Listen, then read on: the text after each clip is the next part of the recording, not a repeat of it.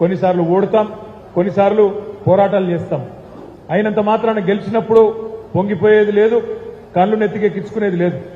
ఓడిపోయినంత మాత్రాన కుంగిపోయి ఇంట్లో పండుకునేది లేదు.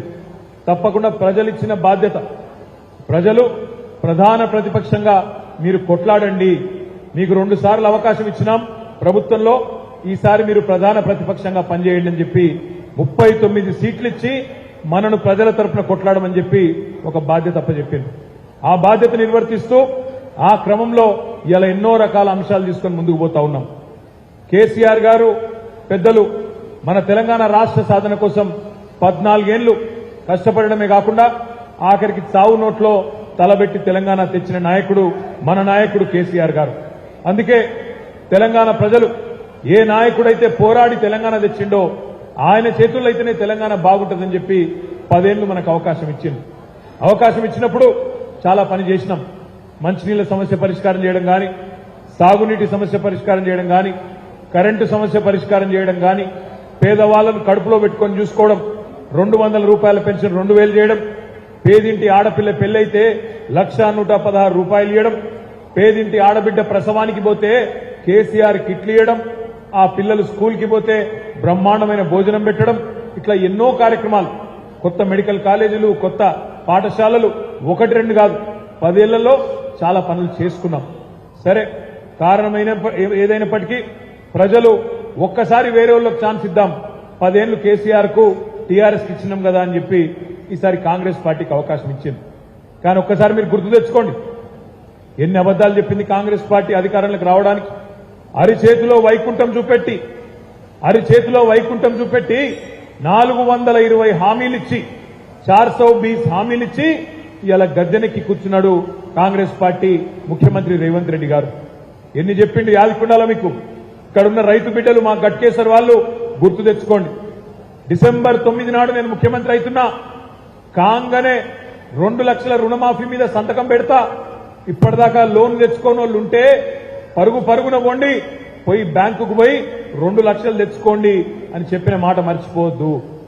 అదేవిధంగా ఇంట్లో ఉండే కోడలి పిల్లలకు 2,500 రూపాయలు ఇస్తా, ఇంట్లో ముసలోళ్లుంటే 4,000 ఇస్తా, 2 ముసలోళ్లుంటే 2కి 4,000 చొప్పున 8,000 ఇస్తా అని మాట్లాడిన మాట మర్చిపోవద్దు. అదేవిధంగా 1-2 కాదు, మా తమ్ముళ్ళకి చెప్పిండు, మా చెల్లెలకు చెప్పిండు, సంవత్సరంలో 2 లక్షల ఉద్యోగాలు ఇస్తా, మొదటి సంవత్సరంలోనే 2 లక్షల ఉద్యోగాలు ఇస్తా అని చెప్పిండు. చెప్పుకుంటూ పోతే 420 హామీలు ఇష్టం వచ్చినట్టు నోటికొచ్చినట్టు అడ్డగోలు హామీలు, అడ్డగోలు మాటలు మాట్లాడి అక్కడ వచ్చి అలా అధికారంలో కూర్చున్నారు. 100 రోజుల్లో అమలు చేస్తాం 6 గ్యారంటీలు అన్నాడు. 100 రోజుల్లోనే 6 గ్యారంటీలు అన్నాడు. రైతులకు ఇచ్చిన ఒక్క హామీ కూడా అమలు చేయలే. 2 లక్షల రుణమాఫీ అమలు కాలే. డిసెంబర్ 9 పోయింది, జనవరి 9 పోయింది, ఫిబ్రవరి 9 పోయింది, మార్చి 9 పోయింది, నిన్ననే ఏప్రిల్ 9 కూడా పోయింది. అంటే 4 నెలలు నిండింది, 5వ నెలలో అడుగుపెట్టినా రుణమాఫీ గురించి ప్రస్తావన లేదు. అదేవిధంగా ఆడబిడ్డలు 1,67,00,000 మంది ఆడబిడ్డలు ఎదురు చూస్తున్నారు. 18 ఏళ్లు నిండిన ఆడబిడ్డలు. మాకెప్పుడు వస్తాయి మహాలక్ష్మి పథకం 2,500 రూపాయలు 100 రోజుల్లో ఇస్తామన్నావు కదా, ఏది రేవంత్ రెడ్డి గారు అంటే ఏమంటున్నాడు? ఎకసెక్కాలు ఆడుతున్నాడు. నేను సెక్రటేరియట్ లో లంకె బిందెలు ఉంటాయనుకొని వచ్చినా ఇక్కడ లంకె బిందెలు లేవు, ఖాళీ కుండలున్నాయి అని మాట్లాడుతున్నాడు రేవంత్ రెడ్డి గారు. ఎక్కడన్నా లంకె బిందెల గురించి ముఖ్యమంత్రి మాట్లాడంగా విన్నామా మనం? అసలు లంకె బిందెలు ఎవరు ఎత్తుకుతారు? గడ్డపారలు పట్టుకొని, తట్టపారలు పట్టుకొని, నెత్తి మీద తువ్వాల కప్పుకొని అర్ధరాత్రి లంకె బిందెల కోసం పాడుబడ్డ గుడులల్లా, పాడుబడ్డ కోటలల్లా, పాడుబడ్డ గడిలల్లా ఎవరు తిరుగుతారు? దొంగలు తిరుగుతారు. మరి ఈయన ఏం చేస్తుండనో ఇదివరకు నాకు తెలియదు రేవంత్ రెడ్డి, కానీ ఇలా లంకె బిందెలని మాట్లాడుతున్నాడు. ఇక ఇంకో దిక్కు, అయ్యా రేవంత్ రెడ్డి గారు రుణమాఫీ ఏమైంది అంటే మెడల పేగులు వేసుకుంటా అంటాడు. రేవంత్ రెడ్డి గారు మహాలక్ష్మి ఏమైందయ్యా అంటే జేబుల కత్తెర పెట్టుకొని తిరుగుతున్నా, కట్ చేస్తా అంటాడు. గట్టిగా అడిగినావనుకో, ఏమయ్యా రేవంత్ రెడ్డి 420 హామీలు ఏమైనాయంటే మానవ బాంబునైతా ఏమనుకుంటున్నావు అంటాడు. నా కొడకల్లారా అని మాట్లాడతాడు. నాకు తెలియక అడుగుతా, ఎవడన్నా ముఖ్యమంత్రి జేబుల కత్తెర పెట్టుకొని తిరుగుతాడే? జేబుల కత్తెర పెట్టుకొని ఎవరు తిరుగుతారు? ఎవరు? జేబు దొంగలు తిరుగుతారు. జేబు దొంగలు బస్సులలో ఆడ ఈడ రష్ బాగున్నప్పుడు జేబులు కత్తిరించే జేబు దొంగలు ఆ జేబుల కత్తెరలు పెట్టుకుని తిరుగుతారు. అయినా రేవంత్ రెడ్డి గారు మీరు 5 ఏళ్లు నిక్షేపంలాగా ఉండాలని కోరుకుంటున్నాం మేము. ఆ జేబుల కత్తెర జర అటు ఇటు అయితే డేంజర్ ఉంటుంది, జాగ్రత్త, కొద్దిగా జాగ్రత్త. పైలం జేబుల కత్తెర పెట్టుకొని తిరుగుతున్నా, మెడల పేగులేసుకొని తిరుగుతున్నా అని మాట్లాడతాడు. మెడల పేగులేసుకొని తిరుగుతాడు ముఖ్యమంత్రి. మెడల పేగులేసుకున్నా అంటాడు, మానవ బాంబు అంటాడు. అసలు విషయం మాత్రం చెప్పాడు రేవంత్ రెడ్డి గారు. నువ్వు ఇచ్చిన హామీలు ఏమైనా స్వామి అంటే చెప్పాడు. నా ప్రభుత్వాన్ని పడగొట్టే కుట్ర జరుగుతుందంటారు. రేవంత్ రెడ్డి గారు, నీ ప్రభుత్వం 5 ఏళ్లు ఉండాలని మేము కోరుకుంటున్నాం. ఈ 5 ఏళ్లలో నువ్వు ఇచ్చిన 420 హామీలు అమలు చేయాలని కోరుతున్నాం. చేయకపోతే మాత్రం వెంటాడుతాం, వేటాడుతాం, ప్రజలందరినీ కూడగట్టి కాంగ్రెస్ పార్టీని తప్పకుండా రాజకీయంగానే బొందబెడతాం. మానవ బాంబులు అయ్యే కర్మ నీకు అవసరం లేదు. నీ పక్కకే ఉన్నాయి బాంబులు. ఒక నల్లగొండ బాంబు, ఖమ్మం బాంబు పక్కకే ఉన్నాయి. వాళ్ళు పెడతారు, పెడితే నీకు బాంబులు తప్ప మేము పెట్టాల్సిన అవసరం లేదు. మాకు నీ ప్రభుత్వాన్ని పడగొట్టాల్సిన కర్మ అంతకంటే కూడా లేదు. ఎందుకంటే ఆటోమేటిక్ గా నువ్వే ఫెయిల్ అవుతావు, నీకే ఎరకాదు. నీకు కూడా తెలుసు ఇచ్చిన హామీలు నిలబెట్టుకునే ముఖం ఆ తెలివి నీకు లేదు. ఉన్న సంపదను, రాష్ట్ర సంపదను పెంచే తెలివి లేదు. ఎంతసేపు తెల్లారలేస్తే ఏం చేయాలి? ఈ స్కాము, ఆ స్కాము, ఈ ట్యాపింగు, ఆ ట్యాపింగు, దాని గురించి తప్ప ఇంకో ఆలోచనే లేదు. రేవంత్ రెడ్డి గారికి నేను చెప్తా ఉన్నా, ఫోన్ల ట్యాపింగ్ మీద పెట్టిన శ్రద్ధ వాటర్ ట్యాపింగ్ మీద పెట్టు. మళ్ళా వాటర్ ట్యాంకర్లు మోపైనాయి, వాటర్ ట్యాంకర్లు తిరుగుతున్నాయి ఊర్లల్లా. మళ్ళా కేసీఆర్ గారు బ్రహ్మాండంగా ఇంటింటికి నల్ల నీళ్లు ఇచ్చిండే, అది ఎక్కడో కనీసం దాన్ని నిర్వహించి తెలివితేటలు కూడా లేవు ఈ ప్రభుత్వానికి. అందుకే రేవంత్ రెడ్డి గారికి, కాంగ్రెస్ పార్టీకి బుద్ధి చెప్పాలి అంటే వాళ్ళు పెట్టిన డమ్మీ అభ్యర్థి నేను ఉత్తగానే అంటలేను. చేవెళ్ల కోసం జాయిన్ అయ్యిండు పట్నం మహేందర్ రెడ్డి పోయి, పట్నం మహేందర్ రెడ్డి, సునీత మహేందర్ రెడ్డి పోయి చేవెళ్ల టికెట్ కావాలని జాయిన్ అయ్యాను. అక్కడ వనికిరారట కానీ మల్కాజ్గిరికి మాత్రం ఆ చెత్తను, చేవెళ్లలో వనికిరాని చెత్తను తీసుకొచ్చి మల్కాజ్గిరి ముఖం మీద వారేస్తా అని చెప్పి ఇక్కడ టికెట్ ఇచ్చింది. మరి ఆ డమ్మీ అభ్యర్థి కాదా ఆమె? ఇక్కడ పనికొచ్చే అభ్యర్థినా? అందుకే నేను అడుగుతా ఉన్నా, మిత్రులారా ఆలోచించండి. కాంగ్రెస్ పార్టీకి ఓటేస్తే ఇవాళ ఏం నష్టం జరిగిందో ఒక్కసారి ఓటేసినందుకే మీ కళ్ళ ముంగట్నే ఉన్నది. మళ్ళొక్కసారి ఓటేస్తే ఏమంటాడు రేవంత్ రెడ్డి? నేను 2 లక్షల రుణమాఫీ చేయకపోయినా నాకే ఓటేసిండ్రు, నేను నెలకు 2,500 ఇవ్వకపోయినా నాకే ఓటేసిండ్రు, ముసలోళ్లకు నెలకు 4,000 ఇస్తా అని చెప్పినా ఓటేయకపోయినా, ఆ పైసలు ఇవ్వకపోయినా నాకే ఓటేసిండ్రు. కాబట్టి రేపు ఇచ్చే అవసరమే లేదు. రైతు బంధు రద్దు, దళిత బంధు రద్దు, కొత్తగా రంజాన్ తోఫా రద్దు, క్రిస్మస్ తోఫా రద్దు, బతుకమ్మ చీరలు వద్దు. ఈ రకంగా రేవంత్ రెడ్డి గారు, కాంగ్రెస్ ప్రభుత్వం ఇంకా బరి తెగించి ఏం చేయకపోయినా నడుస్తుంది, ప్రజలు పిచ్చోళ్లు అనుకునే విధంగా వారు పరిపాలన కొనసాగించబోతా ఉన్నారు. ఆలోచించండి. ఇంకొక మాట కూడా ఇక్కడున్న మా మైనారిటీ సోదరులను నేను అడుగుతా ఉన్నా, ఇవాళ ఇక్కడ డమ్మీ అభ్యర్థిని పెట్టింది ఎందుకు? ఎవరికి లాభం చేయడానికి? బీజేపీకి లాభం చేయడానికే కదా. కరీంనగర్ లో ఇప్పటివరకు అభ్యర్థిని డిక్లేర్ చేయడు, ఇక్కడ డమ్మీ అభ్యర్థిని పెడతాడు. సికింద్రాబాద్ లో డమ్మీ అభ్యర్థి మొత్తం చూడండి లెక్క.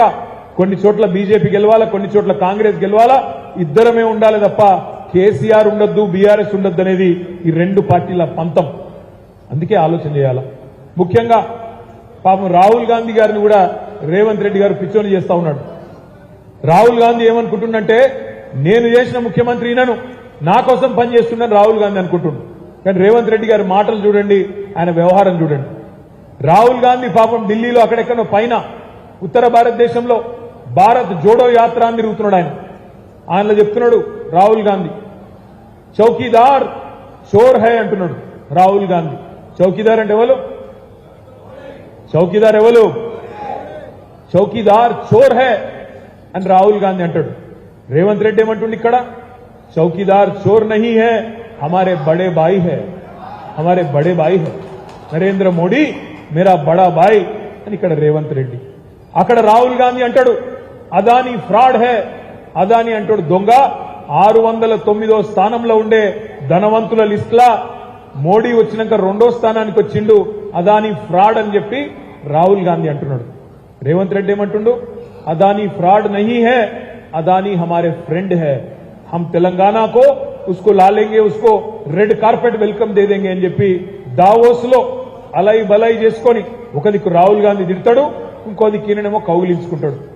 ఇంకో దిక్కు రాహుల్ గాంధీ పాపం ఢిల్లీలో అంటాడు, గుజరాత్ మోడల్ एक फेक मॉडल है, बकवास मॉडल है, గుజరాత్ ఏం జరగలే, అంత డొల్లా అని రాహుల్ గాంధీ అంటాడు.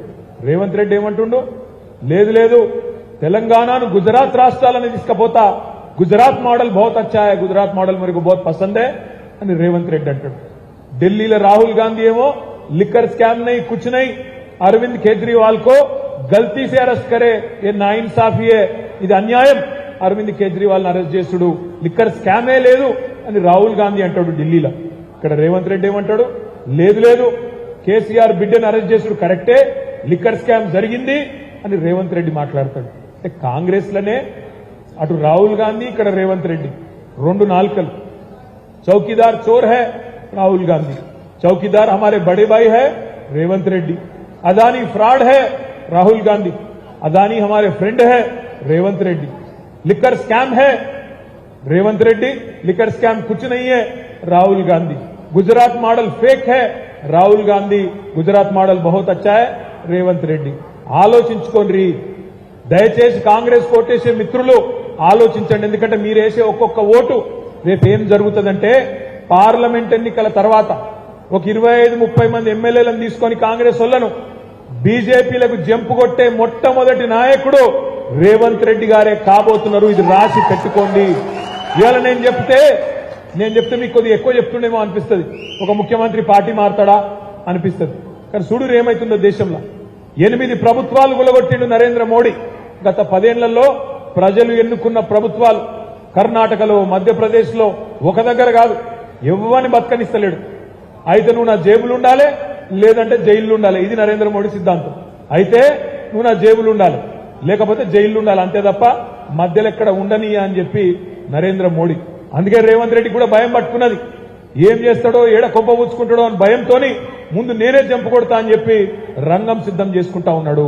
అందుకే ఈ మాటలు దయచేసి గుర్తుపెట్టుకోండి. ఇంకొక మాట కూడా నేను విజ్ఞప్తి చేస్తా ఉన్నా. రేవంత్ రెడ్డి గారు మాట్లాడుతున్నారు నిన్న మొన్న, మాకే ఓట్లేస్తారు ప్రజలు, మీకు ఒక్క సీటు కూడా రాదు, ఏం చేసుకుంటారో చేసుకోపో అని కేసీఆర్ గారిని మొన్న మాట్లాడిండు చేవెళ్ళ. మాట్లాడితే నేను ఒకటే అడిగిన, ఒక్క సీటు కూడా రాదన్నావు కదా రేవంత్ రెడ్డి, మరి ఇవాళ నువ్వు మల్కాజ్గిరి సిట్టింగ్ ఎంపీ నువ్వే ఉన్నావు కదా, అంత మొగాడివైతే అంత దమ్ముంటే కొడంగల్ ఎమ్మెల్యేకు రాజీనామా చేసి నువ్వురా, సిరిసిల్ల ఎమ్మెల్యేకు రాజీనామా చేసి నేను వస్తా, ఇద్దరం మల్కాజ్గిరిలో తెలుసుకుందామన్నా. ఇప్పటి వరకు స్టడీస్ అప్పుడు లేదు. ఇప్పుడు కూడా మళ్ళీ చెప్తున్నా నేను, ఇప్పుడు ఇలా ఏప్రిల్ 10 ఇంకొక వారం తర్వాత నామినేషన్లు చాలు అవుతాయి. ఏప్రిల్ 18 నుంచి నేను మా లచ్చనని బతిమలాడుకుంటా, లచ్చనానికి టికెట్ ఇచ్చిండు సార్ గాని దబ్బన రేవంత్ రెడ్డికి వస్తే నేనే దిగుతా మన పార్టీ నుంచి తప్పకుండా, మీ అందరి ఆశీర్వాదంతో. చూసుకుందాం ఆయనకు ఆ దమ్ముందా లేదా చూసుకుందాం. పెద్ద పెద్ద మాటలు మాట్లాడుతున్నాడు. ఇందిరమ్మ ఇల్లు ఉన్న వాళ్ళందరూ మాకేయండి, మిగతా వాళ్ళందరూ డబుల్ బెడ్రూమ్లు వచ్చిన వాళ్ళు కేసీఆర్కి అయిందని మాట్లాడుతున్నారు. మరి నేను కూడా అంటున్నా, 2 లక్షల రుణమాఫీ పొందిన వాళ్ళంతా కాంగ్రెస్ వేయండి, 2 లక్షల రుణమాఫీ పొందిన వాళ్ళు కాంగ్రెస్ వేయండి, మిగతా రైతులు మాకేయండి. 15,000 ఇస్తాన్నావు కదా రేవంత్ రెడ్డి, రైతు భరోసా అన్నావు కదా, 15,000 వచ్చిన వాళ్ళందరూ కాంగ్రెస్ వేయండి, 10,000 వచ్చిన వాళ్ళందరూ బీఆర్ఎస్ పార్టీకి వేయండి. 4,000 పెన్షన్ అన్నావు కదా, 4,000 పెన్షన్ వచ్చిన వాళ్ళందరూ కాంగ్రెస్ కోటేయండి, 2,000 వచ్చిన వాళ్ళందరూ బీఆర్ఎస్ పార్టీ కోటేయండి. ఆలోచించండి, ఆగం కాకండి. ఇక బీజేపీ పార్టీ ఇక్కడ ఈటెల రాజేందర్ గారు హుజూరాబాద్ లో ఓడిపోయిండు, గజ్వేల్ ఓడిపోయిండు, ఇలా తీసుకొచ్చి మల్కాజ్గిరిలో నిలబెట్టింది. ఇక్కడ నిజంగా చెప్పాలంటే కాంగ్రెస్ డమ్మీ అభ్యర్థి మన పోటీ ఈటెల రాజేందర్ తో బీజేపీతోనే ఉన్నది. ఒక్క మాట దయచేసి ఆలోచించండి. రేపు తెల్లారి ఈటెల రాజేందర్ గారు పార్లమెంట్ ఎన్నికల తర్వాత ఓడిపోయిన తర్వాత ఇక్కడ ఉంటాడా హుజూరాబాద్ పోతాడా? ఇక్కడ ఉంటాడా హుజూరాబాద్ పోతాడా మళ్ళా? మరి అట్లాంటి నాయకుడు మనకు అవసరమా? సునీతా మహేందర్ రెడ్డి ఓడిపోయిన తర్వాత ఇక్కడ ఉంటుందా, మళ్ళా తాండూరు పోతుందా? మళ్ళా తాండూరు పోతుంది. ఒకలేమో హుజూరాబాద్ పోతారు ఓడిపోయినాక, ఇంకోలేమో తాండూరు పోతారు. ఇక్కడనే ఉండే పక్కా లోకల్ నాయకుడు, మీ పక్కనే ఉండే నాయకుడు మన నాయకుడు రాగిడి లక్ష్మారెడ్డి గారు అనే మాట నేను మీకు విజ్ఞప్తి చేస్తా ఉన్నా. ఇంకొక మాట కూడా మీరు ఆలోచించాలి. ఎందుకు వేయాలి బీజేపీ కోటు? అసలు ఏ కారణంతో వేయాలి బీజేపీ కోటు? ఒక్క కారణం చెప్తావా? 10 ఏళ్లు ప్రధానమంత్రిగా ఉండే నరేంద్ర మోడీ గారు 10 ఏళ్లు నడిపిన దేశాన్ని నడిపిన బీజేపీ పార్టీ. ఒక కారణం చెప్పు, నీకు ఎందుకు ఓటేయాలో, తెలంగాణకి ఏం చేసినావో చెప్పు. ఒక మెడికల్ కాలేజ్ ఇచ్చినవా? ఒక స్కూల్ ఇచ్చినవా? ఒక 15 లక్షలు ఇస్తా అన్నావు కదా. భాइयों बहनों मित्रों, आप सभी लोग जन धन खाता खोलो, मैं धन 15 लाख देता हूं అన్నాడా లేదా? పడ్డాయా మరి 15 लाख? 15 लाख వడ్డోళ్ళందరూ బీజేపీ కోటేయండి. 15 लाख వడ్డోళ్ళందరూ బీజేపీ కోటైండ్రి, పడనోళ్ళందరూ రాగిడి లక్ష్మారెడ్డికి కారు గుర్తు కోటేయమని చెప్పుండ్రు. ఒక్క పని చేయలే 10 ఏళ్ల తెలంగాణ. ఒక్క విశ్వవిద్యాలయం ఇయ్యలే, ఒక్క విద్యాలయం ఇయ్యలే, ఒక్కటంటే ఒక్క పని చేయని బీజేపీ, ఇంకా మీదికెళ్ళి కొంపలు ఉచ్చుకున్న బీజేపీ. మా ఆడబిడ్డలు ఆలోచించాలా, ఇలా అన్ని పిరమైంది. పప్పు పిరమైంది, ఉప్పు పిరమైంది, నూనె పిరమైంది, చింతపండు పిరమైంది. 400 రూపాయలున్న సిలిండర్ ఇవాళ 1200 రూపాయలైంది. ఎందుకు పిరమైంది? ఒకటే ఒక కారణం. ఆనాడు 70 రూపాయలున్న పెట్రోలు ఇవాళ 110 రూపాయలైంది. ఆ రోజు 60 రూపాయలున్న డీజిల్ ఇవాళ దగ్గర 100 రూపాయలైంది. 40 రూపాయలు పెరిగింది. ప్రపంచంలో క్రూడ్ ఆయిల్ ధర పెరగలే, ఇంకా తగ్గింది. క్రూడ్ ఆయిల్ ధరనేమో తగ్గింది మోడీ ప్రధానమంత్రి అయినాక, కానీ పెట్రోల్ రేట్ పెరిగింది, డీజిల్ రేట్ పెరిగింది. దానివల్ల సరుకుల రవాణా ఖర్చులు పెరిగినాయి. దాంతో అన్ని పిరమైనవి. అందుకే ఇవాళ మా ఆడబిడ్డలు ఆలోచన చేయాల. ఈ ప్రధానమంత్రి ప్రియమైన ప్రధానమంత్రి కాదు, పిరమైన ప్రధానమంత్రి. అన్ని పిరం చేసిన ప్రధానమంత్రి. ఆలోచించండి. జై శ్రీరామ్ అంటారు. ఏమన్నా అంటే గట్టిగా అడిగినామంటూ ఏం చేసినావా? జై శ్రీరామ్ అంటారు. మనకు రామునితో పంచాయతీ లేదు. రామునికి మొక్కుదాం, కానీ బీజేపీని మాత్రం పండబెట్టి తొక్కుదాం. అదే నినాదం తీసుకొని ముందుకు పోదాం. రాముడికి మొక్కుదాం, బీజేపీని తొక్కుదాం. రామునితో మనకేం పంచాయతీ? ఆయన బీజేపీ పార్టీ కాదు కదా, ఆయన అందరి మనిషి. రాముడు అందరివాడు. నా పేరులో కూడా రాముడు ఉన్నాడు. రాముడు అందరివాడు. రాముడితో మనకు పంచాయతీ లేదు. రాముడేం బీజేపీ మనిషి కాదు. రాముడు అందరివాడు, లోకప్రియుడు. అట్లాంటి రాముడితో మనకు తగాదా లేదు. కానీ రాముడు పేరు చెప్పుకొని రాజకీయం చేసే బీజేపీని మాత్రం తప్పకుండా వంగవేటి తన్నాలి. ఎట్లుంటదంటే, వర్షాకాలంలో మన ఇళ్లలో ఏమైతుంది, సాయంత్రం రాగానే ఆ పురుగులన్నీ వస్తుంటాయి. వర్షాకాలంలో ఆ ఊసిళ్ళు అవన్నీ వస్తాయి. అవి రాగానే వాటిని తినేదానికి వెనక బల్లులు వస్తాయి. ఇక బల్లి రాగానే మనోళ్ళు అదొకటి ఇదొకటి కట్ట పట్టుకొని కొడతారు. అటు ఇటు పట్టుకొని కొడుతారు. ఎడ మీద పడుతుందేమో అపశకనం అని చెప్పి భయంతో బల్లిని కొడతారు. ఆయనతో బల్లి పోతుంది, ఆ దేవుని పటం మీద కూర్చుంటుంది. అది దేవుని పటం మీద కూర్చుంటే ఏమనాలి మరిగా? కొడదామంటే ఒక బాధ, కొట్టద్దంటే ఒక బాధ. కొడితే దెబ్బన దేవునికి తగులుతుందేమో అదొక బాధ. ఇప్పుడు బీజేపీ పరిస్థితి కూడా గట్లే ఉన్నది. ఏంద్రా ఏం చేసినావు 10 ఏళ్ళు అంటే చెప్పేందుకు ఏం లేదు. మేమేమే బెబ్బెబ్బే ఏమీ లేదు. రాజేందర్ గారు మాట్లాడతారు. ఆయనకంటే బాధ అవుతుందట. రైతుల రుణమాఫీ చేస్తలేదు రాష్ట్ర ప్రభుత్వం అని ఈటల రాజేందర్ గారు బాధపడుతున్నారు. అన్నా రాజేందర్ అన్న, గుర్తుపెట్టుకో, నీ ప్రభుత్వమే, నీ కేంద్ర ప్రభుత్వం, నీ నరేంద్ర మోడీ ప్రభుత్వమే 14.5 లక్షల కోట్ల రూపాయలు బడా బడా కార్పొరేట్ స్టేట్ల రుణాలు మాఫీ చేసిన బీజేపీ ప్రభుత్వం 1 రూపాయన రైతుల రుణమాఫీ చేసిందా? ఈ 10 ఏళ్లలో 1 రూపాయి చేసిందా? చెయ్యలే. 14.5 లక్షల కోట్ల రూపాయలు మాత్రం బడా బడా స్టేట్లు, అదానీలు, అంబానీలు, వాళ్ళ అప్పులు మాత్రం బ్రహ్మాండంగా మాఫీ చేసినాం. ఈ దేశంలో పేదవాళ్ల దగ్గర వాళ్ళ రక్త మాంసాలు విండి కరోనా సమయంలో కూడా వాళ్ళు పాపం కాలుతున్న కాళ్లతోని చెప్పులు లేకుండా 100 కిలోమీటర్లు నడుచుకుంటూ పోతే కనీసం ఫ్రీ రైలు అన్న పెట్టిండా మోడీ గారు? ఫ్రీ రైలు పెట్టిండా? పెట్టలే. కేసీఆర్ గారు 180 రైళ్లు ఆనాడు తెలంగాణ నుంచి ఫ్రీగా పెట్టి ఒక్కొక్కరి జేబులో 500 రూపాయలు పెట్టి వాళ్లకు భోజనం పెట్టి బీహార్కు, ఉత్తరప్రదేశ్కు పంపించింది మన నాయకుడు కేసీఆర్ తప్ప ఈ మనసు లేని నరేంద్ర మోడీ మాత్రం కాదు. ఇంత జల్దీ మర్చిపోవద్దు. ఆ రోజు రోడ్ల మీద నడిపించినోడు, పెద్ద నోట్లు రద్దు చేసి దేశాన్ని ఆగం చేసినోడు, పెద్ద పెద్ద స్టేట్లకు మాత్రమే పనిచేసే నరేంద్ర మోడీ మనకేం పనిచేసిండు తెలంగాణకి? 10 ఏళ్లలో ఆలోచన చేయండి. జై శ్రీరామ్ అంటారేమన్నంటే తప్పేం లేదు, ఇబ్బంది ఏం లేదు. రాముడు మాకు కూడా దేవుడే. కానీ రాముడిని అడ్డం పెట్టుకుని రాజకీయం చేసే బీజేపీని మాత్రం తప్పకుండా అడుగుతాం, తప్పకుండా నిలదీస్తాం. ఎందుకు వెయ్యాల నీకు ఓటు, ఏ కారణం చేత వెయ్యాల నీకు ఓటు అంటే దానికి మాత్రం సమాధానం లేదు. దయచేసి నేను మిమ్మల్ని కోరేది ఒకటే, ఇవాళ ముఖ్యమంత్రి గారేమో గుంపు మేస్త్రి, ముఖ్యమంత్రి ఏమో గుంపు మేస్త్రి, ప్రధానమంత్రి ఏమో తాపీ మేస్త్రి. ఇద్దరు కలిసి తెలంగాణకు సమాధి కట్టాలన్న చక్కర్లు ఉన్నారు. తెలంగాణ గొంతుండద్దు, కేసీఆర్ ఉండద్దు, కేసీఆర్ ను బొందబెట్టాలి, ఏదన్నా చేయాలి, మన ఇద్దరమే ఉండాలి తప్ప కేసీఆర్ ఉండద్దు, బీఆర్ఎస్ ఉండద్దని చెప్పి ఇటు వీని గుంజుడు, అటు వాని గుంజుడు, వీని మీద కేసు పెట్టుడు, వాని మీద కేసు పెట్టుడు, ఇదే అడ్డమైన పనులు. అయితే నువ్వు జేబులు ఉండాలి, లేకపోతే జైళ్లు ఉండాలన్నట్టు ఈ దేశంలో ముఖ్యమంత్రులను కూడా వదిలిపెడతలేరు. అందుకే నేను అంటున్నా, రేపు పార్లమెంటులో మనోడు, మన గొంతు, మన తెలంగాణ వాది రాగిడి లక్ష్మారెడ్డి గారిని మంచి మెజారిటీతో గెలిపించి పార్లమెంటుకు పంపుదాం. ఈ గులాబీ జెండా మాత్రమే మన ప్రయోజనాలను, మన రాష్ట్ర ప్రయోజనాలను కాపాడగలుగుతుంది అనే మాటను అడుగుదాం. ఇలా నిజంగానే బీజేపీ పార్టీకి ప్రేమ ఉంటే భద్రాచలం సీతారామస్వామి టెంపుల్ ఉన్నది, ₹1 ఇచ్చిండా 10 ఏళ్లలో? అయోధ్య రాముడే రాముడు, భద్రాచలం రాముడు రాముడు కాదా? పోనీ మీ గట్కేసర్లు ఇంత పెద్ద రామలింగేశ్వర స్వామి టెంపుల్ ఉంటుంది, బ్రహ్మాండంగా ప్రతి శివరాత్రికి లక్షల మంది వస్తారు.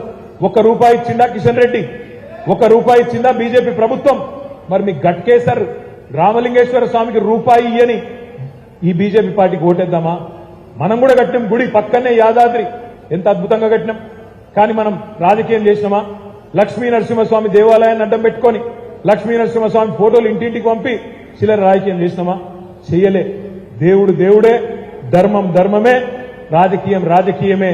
ఎవరు మన కోసం పనిచేస్తున్నారో, ఎవరు దేవుడిని అడ్డం పెట్టుకొని బతుకుతున్నారో ప్రజలకు చెప్పాలి, వివరించి చెప్పి ఈ దేశంలో నిరుద్యోగము, పెరుగుతున్న ధరలు, పెరుగుతున్న మతోన్మాదము అన్నిటికీ కారణమైన బీజేపీని పాతర వేయడానికి కలిసి పనిచేయాలని చెప్పి మీ అందరినీ మనస్ఫూర్తిగా కోరుకుంటూ, మరి ఇప్పటికే ఆకలైతుండొచ్చు మీ అందరికీ, అందుకంటే ఎక్కువ పరీక్ష పెట్టకుండా మరి లక్ష్మారెడ్డి గారి కారు గుర్తుకు, ఎందుకంటే 30 లక్షల ఓటర్లుండే నియోజకవర్గం మల్కాజ్గిరి, ఇంటింటికి రాలేడు లక్ష్మారెడ్డి, కానీ మీరే లక్ష్మారెడ్డి అన్నట్టుగా కలిసిమెలిసి అందరం పనిచేద్దామని చెప్పి విజ్ఞప్తి చేస్తూ జై తెలంగాణ, జై తెలంగాణ.